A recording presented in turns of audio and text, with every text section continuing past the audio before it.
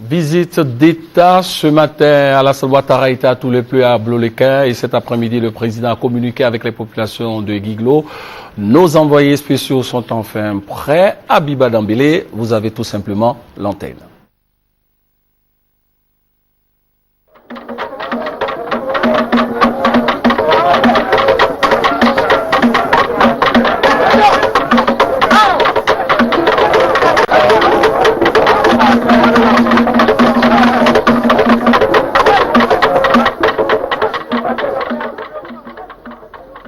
Mesdames et messieurs, bonsoir. Bienvenue à l'Ouest, programme de visite très chargé pour le chef de l'État qui a parcouru ce dimanche 3 départements de la région du Cavali, Toulepleu, Blolequin et Guiglo. Première étape, le département de Toulepleu, je vous le disais, qui était, vous l'imaginez, en effervescence ce matin pour accueillir le président de la République, pour accueillir son président de la République. Toulepleu, dernière ville avant la frontière avec le Libéria, située à environ 200 km de Mont, a connu une animation toute particulière. Et pour cause, le président y a animé son second meeting après celui de Mont hier, mais avant, il était à l'hôpital général. Le compte-rendu est signé Viviane Aïma. Toulepleu a démontré que le président de la République a eu raison d'entreprendre cette visite de réconciliation et de pardon dans le district des montagnes. En effet, en se rendant ce dimanche dans cette localité qu'on pensait acquise totalement aux miliciens et autres partisans de l'ancien pouvoir, le président de la République a trouvé à son arrivée une multitude d'hommes et de femmes heureux de voir leur président. À son arrivée, le président de la République est tout d'abord allé visiter l'hôpital général, dont les équipements ont été volés et endommagés pendant la crise. Pour faire face à l'urgence, le président de la République a promis pour l'immédiat un échographe, un cabinet dentaire et un bloc opératoire complet. Sur la place de la Paix, où il s'est rendu ensuite pour une rencontre avec les populations, la notabilité coutumière était fortement représentée. De même, les cadres de Toulepleu, de tous bords politiques, étaient également présents en grand nombre. Votre visite apporte l'espoir d'une paix durable, l'espoir de la réconciliation, dira le maire de la commune, Baïbo Augustin, au président de la République. Représentante des populations de Toulepleu à l'Assemblée nationale, la ministre Anne-Désirée Ouloto s'est faite leur porte-parole pour remercier le président de la République pour l'intérêt qu'il accorde à leur localité si retirée, qu'il vient ainsi visiter pour la 3e fois, après les visites qu'il y a effectuées en 2002 et en 2010. Toulepleu a été profondément meurtri et dévasté pendant la crise. Aussi, la porte-parole des populations a dressé une longue liste de besoins. S'adressant aux populations, le président de la République leur a dit sa compassion pour toutes les souffrances qu'elles ont endurées pendant la crise. Il leur a demandé avec insistance de ne pas s'enfermer dans la rancune et la vengeance, mais de se pardonner les uns les autres. Il s'est produit ici des faits graves, des choses inqualifiables, inhumaines, des scènes atroces, des tueries, des destructions de biens, et j'en passe. Je viens vous dire Yako. Yako parce que ce qui s'est passé n'était pas normal. Et je voudrais m'incliner devant la mémoire de toutes celles et de tous ceux qui ont perdu la vie. Pardonnons-nous les uns les autres par amour pour notre pays, notre bien commun, notre chère patrie. Pour ma part, je ne ménagerai aucun effort pour rassembler et réconcilier les filles et les fils de notre chère Côte d'Ivoire. Je demande donc aux fils et aux filles de la région, surtout aux cadres, de se réconcilier au-delà des partis politiques. Oui, chacun a le choix de son parti. Et c'est cela la démocratie. Je voudrais donc saluer la présence de cadres qui sont membres du Front populaire ivoirien, président du Conseil général, maire, mon cher Tchéoulou Félix, Béiro Philippe, et vous dire que c'est effectivement ici votre place dans la République.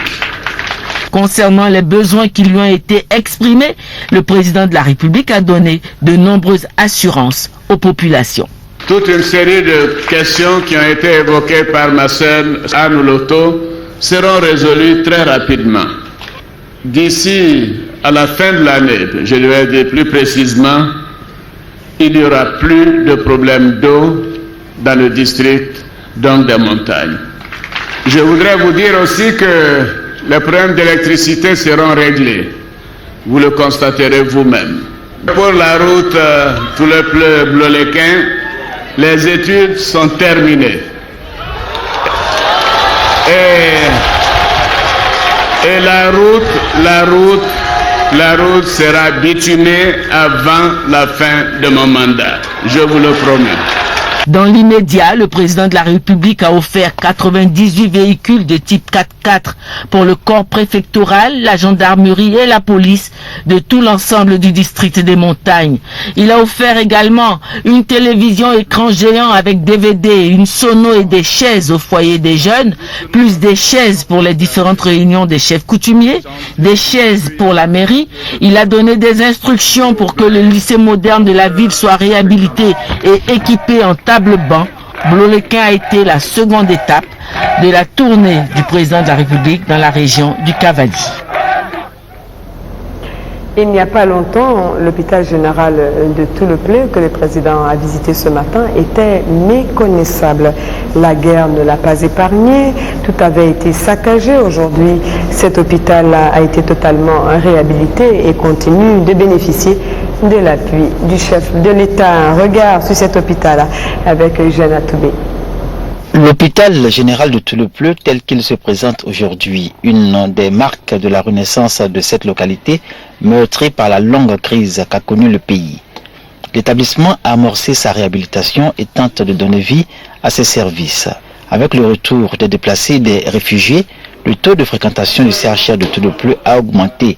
Et avec la gratuité sélective, il se pose un problème d'effectifs, en plus de la déliquescence de son plateau technique. Oh voilà, mon fils était malade. Quand il m'avait là-bas, ça fait 3e fois qu'il m'avait là. Il est trop pas à l'hôpital. Pour le personnel que nous sommes, le personnel est vraiment restreint. Il faut donc, je crois, affecter au moins 4 à 5 médecins, au moins 4 sages-femmes, au moins une dizaine d'infirmiers, au moins une vingtaine de, comment on appelle, aides-soignantes. Les hommes et les femmes qui constituent le maigre personnel du CHR de Toulepleu se sont imposés un esprit de famille. Médecins, sages-femmes, infirmiers et aides-soignantes font ce qu'ils peuvent selon les moyens dont ils disposent pour donner satisfaction aux clients de l'établissement. Mais ce qui les inquiète, ce sont les cas d'accouchement nécessitant une évacuation faute d'un bloc chirurgical. L'accouchement, vraiment, on le fait, mais s'il suffit d'une évacuation, c'est vague du globe. Voilà. Les femmes enceintes, quand on doit les évacuer, vraiment, on a tous les problèmes. Parce que là, la route n'étant pas bitumée, vraiment, d'autres femmes meurent même en cours de route. Même les blessés graves, ils n'ont pas la chance d'arriver à Guglo. Cette dame a pu accoucher sur place, à la maternité d'un petit garçon, moins d'une demi-heure après le départ du président de la République en visite au CHR de Toulepleu. Ses parents lui ont donné le nom d'Alassane Dramane Ouattara, en souvenir de cette visite. Le président Alassane Ouattara, justement, a promis d'y installer un fauteuil dentaire et un appareil d'échographie en complément d'une ambulance et d'un groupe électrogène obtenu grâce au programme présidentiel d'urgence et de la cinquantaine de matelas offertes par la Croix-Rouge. Des acquis notables, mais il faut davantage à l'hôpital général de Toulepleu dans le cadre de la reconstruction de cette région.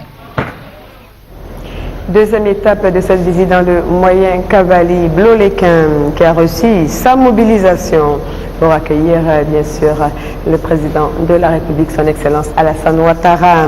C'était aujourd'hui même en fin de matinée. Le président s'est ensuite rendu à la préfecture au carré des Martyrs. Compte rendu Jean-Jacques Ouaméala et Awa Touré.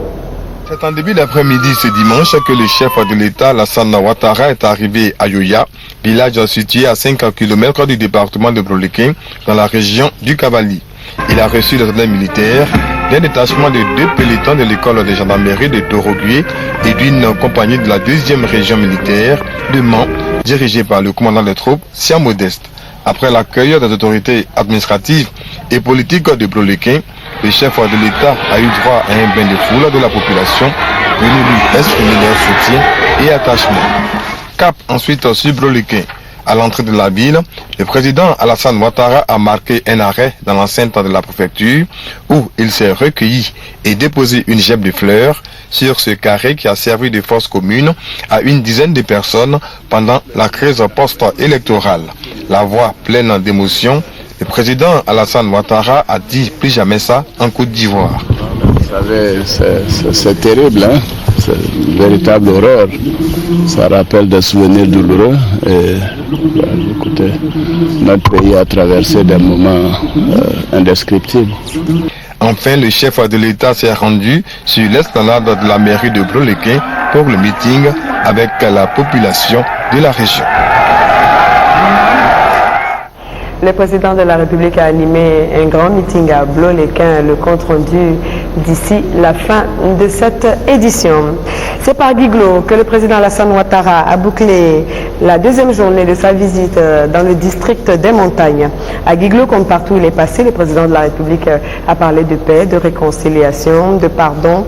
La paix qui, pour le président de la République, doit passer par les jeunes, surtout quand ils exercent un emploi. À ce titre, justement, le chef de l'État entend créer des millions d'emplois pour les jeunes, pour qu'ils ne soient plus manipulés. Le reportage de Jérôme Kofi Abolin dans nos prochaines éditions. Revenons tout de suite au premier meeting du président de la République, ici même à Mans, au stade Léon Robert. Le président Alassane Ouattara, dans un discours empreint d'émotion, a parlé de paix, de pardon et de réconciliation. Il a lancé l'appel de Mans.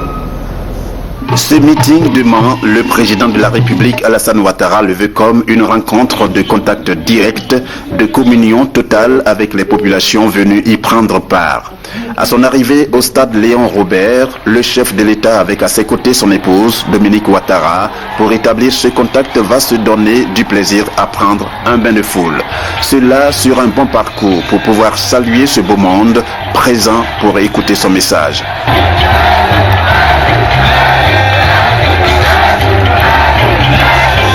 Un message censé apporter la bonne nouvelle, comme le dit le maire de Mans, Albert Flindé, à l'instar de plusieurs autres cadres de la localité.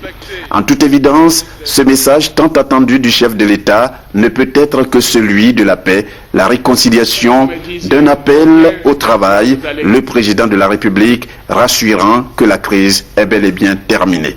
Je suis venu vous dire à Mans que notre pays est aujourd'hui en paix. Et cela était difficile à imaginer il y a à peine un an.